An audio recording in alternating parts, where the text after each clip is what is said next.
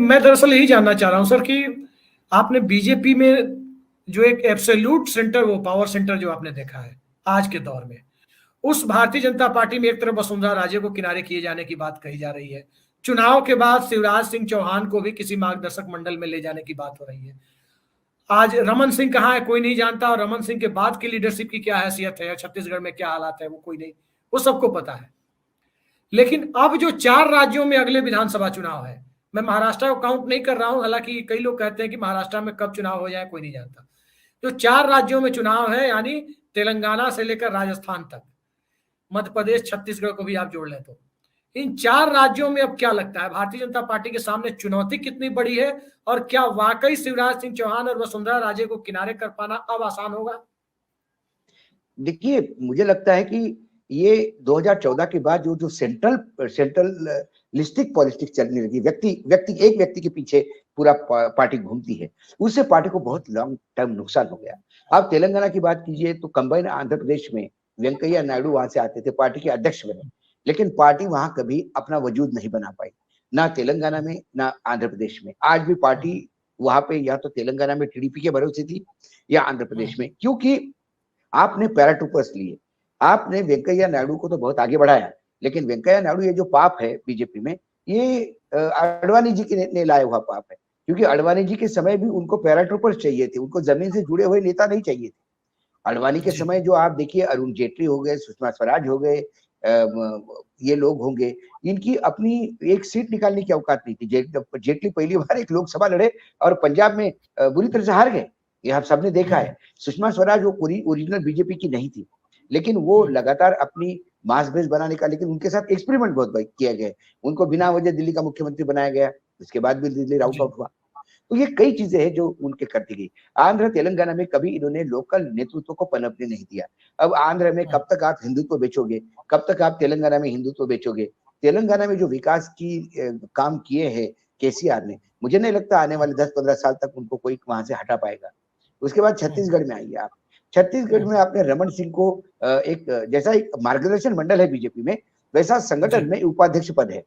उपाध्यक्ष पद एक कूड़ा घर है, जिसको आपको करना है उसको उपाध्यक्ष बना दीजिए, उनको कोई काम नहीं होता तो उपाध्यक्ष बना देते हैं। आज रमन सिंह क्या है, आज वर्चुअली बीजेपी में नेतृत्व ही नहीं है वहां पे, और वहां पे 2-4 लोग हैं जो जमीन से जुड़े हुए हैं, जो ताकतवर लोग हैं, वो दिल्ली को भाते नहीं, क्योंकि दिल्ली को जमीन से जुड़े हुए नेताओं से परहेज है, डर लगता है उनको। ये इतने इंफीरियर कॉम्प्लेक्स में जीते हैं कि ये बड़े नेता, कद्दावर नेता आ गए तो कहीं हमको अलग कर नहीं दे।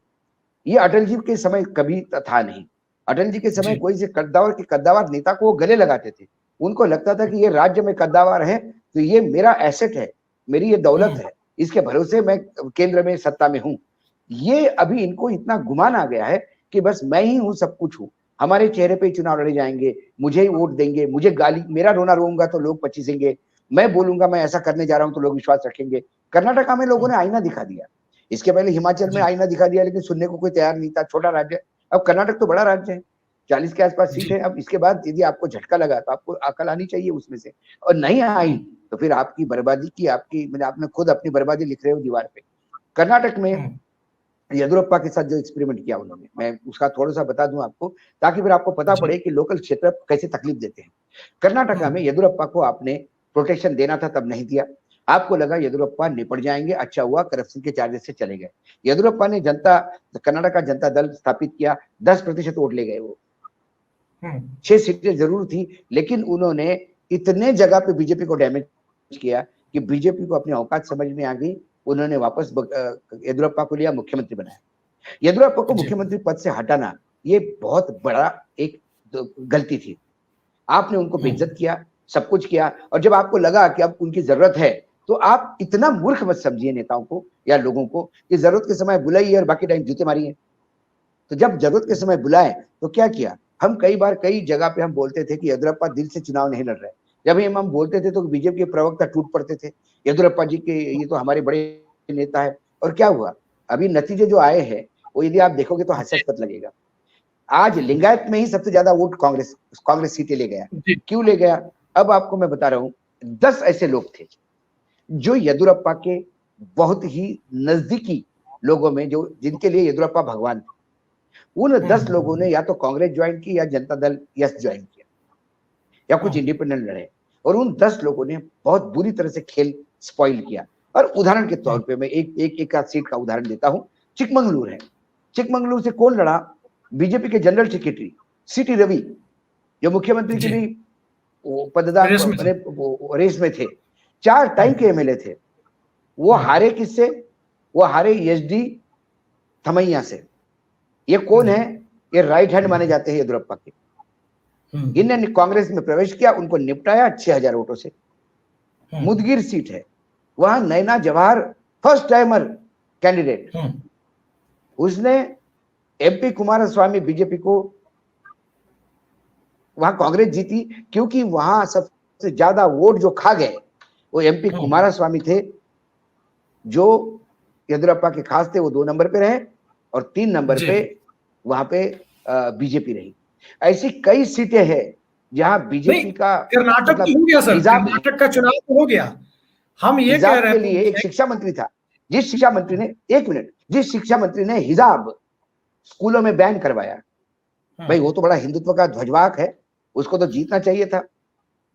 बीसी नागेश, लेकिन हार गए भैया। तो हाँ नहीं, बीसी नागेश जीत गए वहां पे 17,000 वोट से, वो येदियुरप्पा के खास थे। तो आपने यदि एक बार तकलीफ दी और आप सोचते हो जो बूंद से गई वो हौद से नहीं आती, आपने उनको बेइज्जत किया। इसी रवि ने कहा कि लिंगायत में भी औकात नहीं बची है इन दोनों बाप बेटे की। ये रवि का स्टेटमेंट था। उन्होंने रवि को बता दिया कि लिंगायत में यदि मैं हूं तो मैं हूं। अब आप तेलंगाना, अब आइए 2-4 राज्यों की आपने बात की, तेलंगाना को तो मैंने बता दिया। रमन सिंह, नहीं, मैं ये जानना चाहता हूं कि अभी वसुंधरा राजे को लेकर तमाम तरह के सवाल हैं कि उन्हें कभी भी किनारे लगाया जा सकता है या लगा दी गई है। शिवराज सिंह चौहान के बारे में अब क्या वसुंधरा और शिवराज अभी हम थोड़ा ज्योग्राफिकली, जी हम ज्योग्राफिकली चल रहे हैं। तेलंगाना हो गया, छत्तीसगढ़ का मैंने बता दिया, रमन सिंह को किनारे लगाया, वहां बीजेपी की तमाम खत्म है। रायपुर के अग्रवाल जी है, लेकिन उनको ये लोग पसंद नहीं करते, तो वो भी हाशिए पे पड़े हैं। ये जो ऊपर से पैराट्रूपर रखते हैं, उनके वो बगल के सामने चाहे बगैर जेल चला जाए, आप करप्शन के कितने भी चार्जेस लगाओ, वो आएगी कांग्रेस। उसके बाद आप मध्य प्रदेश आइए। मध्य प्रदेश में आपने शिवराज को तो मुख्यमंत्री बनाया, लेकिन हमेशा डिस्टेबल रखा, कभी उनको पूरी ताकत नहीं दी। आज वहां स्थिति ये है कि आज कांग्रेस के लिए कर्नाटक की एक बूस्टर डोज मिला, तो आज सब लोग कह रहे कि कांग्रेस वहां जाएगी। वहां हमेशा आप कभी मिश्रा जी को आगे करते हैं। कैलाश विजयवर्गीय एक मध्य प्रदेश के ताकतवर नेता थे, आपने उनको बंगाल में गला दिया।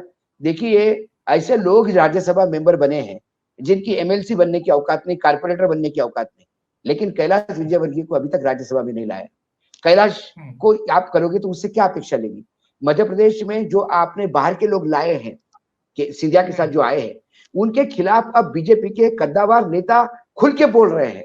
सत्यनारायण सत्तन हो या बाकी लोग हो, उन्होंने मीडिया में स्टेटमेंट दिए, इन लोगों ने हमारा कल्चर खत्म कर दिया है। ये मध्य प्रदेश। अब आइए राजस्थान। राजस्थान में बीजेपी और वसुंधरा एक है जी। पूरे 5 साल, सॉरी थोड़ा सा नेट में कोई प्रॉब्लम आ गया शायद, पूरे 5 साल ये राजस्थान में एक्सपेरिमेंट करते गए। कभी ऊपर से माथुर को भेजा, कभी शेखावत को प्रमोट किया, कभी किसी को प्रमोट किया, और लगातार वसुंधरा को हाशिए पे रखा। वसुंधरा अपनी खुद यात्रा निकालने वाली थी, उसको मना किया। अल्टीमेटली उसको मंदिर मंदिर जाके भक्ति प्रदर्शन करना पड़ा शक्ति प्रदर्शन की जगह पे, और इस भक्ति प्रदर्शन ने शक्ति प्रदर्शन देख दिया। अब आप 11th आवर पे यदि वसुंधरा को साथ में रख भी लोगे, तो जो येदियुरप्पा के साथ आपने किया वो आपके साथ राजस्थान में भी हो सकता है। आप देखिए झारखंड में, झारखंड के मुख्यमंत्री को, दास साहब को आपने उठा के वाइस प्रेसिडेंट बना दिया जी, उनको भी आपने डस्टबिन में डाल दिया। आप झारखंड अभी तक आपको समझ में नहीं आ रहा है। आप बिहार जाइए, सुशील कुमार मोदी कैसे भी थे, लेकिन बिहार में लगातार सत्ता में बीजेपी का एक फेस तो थे, आपने उनको कर दिया। आपने रविशंकर प्रसाद कैसे भी हो, भले आप पसंद नहीं करते हो, लेकिन बिहार में एक प्रमुख चेहरा तो थे, आपने उनको हटा दिया। शत्रुघ्न सिन्हा बिहार से थे, आपने उनको हटा दिया। आपने जाके अल्टीमेट पूरे टाइम आपने वो एक मुस्लिम जो नेता थे उनको पूरी तरह से बर्बाद कर दिया, कहीं का नहीं छोड़ा। हाँ, और उसको अल्टीमेटली जाके आपने वहां इंडस्ट्री मिनिस्टर बनाया, अब वो भी मंत्रिमंडल से बाहर है। तो आप बहुत देर करेंगे। देखिए, राजनीति में लोग समझते हैं कि 11th आवर पे आप किसी का उपयोग करते हैं तो जनता भी समझती है क्यों लाए, तो मतदाता उनके साथ नहीं जाता। आपको आप पहले से मतदाताओं की उनकी बात तो कर रहे हैं जी, आप मतदाताओं की बात तो कर रहे हैं, लेकिन एक चीज इसमें हमको समझना है कि योगी आदित्यनाथ उत्तर प्रदेश में नगर निकायों में वो ठीक ठाक रिजल्ट लेकर आए हैं, ठीक उसी 13 मई के दिन जिस दिन बीजेपी को बड़ी निराशा हाथ लगी है साउथ में। तो क्या आडवाणी जी के सामने जैसे 2009 के बाद मोदी जी असर्ट कर रहे थे और बीजेपी में अपने लिए दावा ठोक रहे थे, क्या योगी आदित्यनाथ अब दिल्ली दरबार के इशारे पे चलेंगे, या योगी आदित्यनाथ अपनी इंडिपेंडेंट अथॉरिटी को एंजॉय करते हुए दिल्ली के लिए चुनौती भी बनते नजर आएंगे? देखिए अभिषेक जी, ये भारतीय जनता पार्टी के साथ ही नहीं, हर राजनीतिक दल के साथ है, चाहे क्षेत्रीय हो चाहे राष्ट्रीय हो। जब राष्ट्रीय नेतृत्व कमजोर पड़ जाता है या उसकी चमक फीकी पड़ने लगती है तो फिर क्षेत्रीय क्षेत्र सर उठाने लगते हैं। कांग्रेस में याद कीजिए राजीव गांधी का टाइम, याद कीजिए इंदिरा गांधी का टाइम, वो जिसको चाहे उसको मुख्यमंत्री बना देती थी, जिसको चाहे उतार देती थी चेयर से, कोई आवाज नहीं आती थी कहीं से, और जो आवाज करता था वो रसातल पे चला जाता था। यही मोदी जी का समय है। कोई भी थोड़ा नाराजगी का सुर दिखाता है तो रस्ते लग जाते हैं उनके। लेकिन कर्नाटक हारने के बाद यदि तेलंगाना, छत्तीसगढ़, राजस्थान और मध्य प्रदेश हारेंगे तो यही लोग आवाज उठाना शुरू कर देंगे। गले में सबके सेंसर, सबके मतलब साइलेंसर किसी के गले में लगा नहीं है। आवाज निकालने में 2 मिनट लगते हैं। तो ये दिल्ली के जो शक्तिशाली जो सत्ताधीश है, इसको हमेशा अपनी ताकत बरकरार रखनी होती है जी। ताकत रखने के, बरकरार रखने के कई फॉर्मूले होते हैं। आप, ये भारत एक विशाल देश है, यदि पूरे भारत को आप गुजरात समझ के चलाओगे जी तो नहीं चलेगा। ढोकला सांभर में डुबा के नहीं खाया जाता, और ढोकला तो सांभर में ढोकले के मिर्ची के साथ नहीं खाई जाती, मानते हैं। लेकिन अब सीधा सीधा बताइए, अब घुमा फिरा के मैं सवाल नहीं करूंगा, सीधा मैं सवाल पूछता हूं आपसे कि एक होता है ना ढोलकी बजाना, एक टर्म है हम लोग क्या, ढोलकी बजाना जो कहते हैं लोग। तो मौजूदा दौर में सत्ता में जो लोग हैं, स्वाभाविक है कि नरेंद्र मोदी और अमित शाह ही सत्ता में है, तो ढोलकी अब किधर से बजेगी सत्ताधीशों की? विपक्ष से बजेगी या भाजपा के अंदर से बजेगी, या दोनों तरफ से बजेगी? भाजपा के तरफ से बजेगी, अंदर से बजेगी जी। शुरुआत किसी भी राजनीतिक दल से अंदर से होता है, और विपक्ष से? कांग्रेस में अंदर से ही बजी थी। राहुल गांधी को अध्यक्ष बनाने के बाद G23 जो पैदा हुए वो कांग्रेस से अंदर से ही बदली थी। तब जाके राहुल गांधी को पदयात्रा निकालनी पड़ी, बताना पड़ा कि मैं रास्ते पे निकल आया तो जनता मेरे साथ है। G23 का विसर्जन हुआ, उसके बाद कर्नाटक की जीत, हिमाचल की जीत, एक डबल बूस्टर देके गया। और लगातार यदि छत्तीसगढ़, राजस्थान, मध्य प्रदेश में ये जीतते हैं तो उसके बाद राहुल गांधी कितने ताकतवर होंगे ये आप समझ लीजिएगा जी। आप ताकतवर होने की बात कर रहे हैं, अब इस बात को स्वीकार कर रहे हैं कि ढोलकी अंदर से ही बजेगी? ढोलकी हमेशा अंदर से ही बजती है। विभीषण अंदर ही पैदा होता है,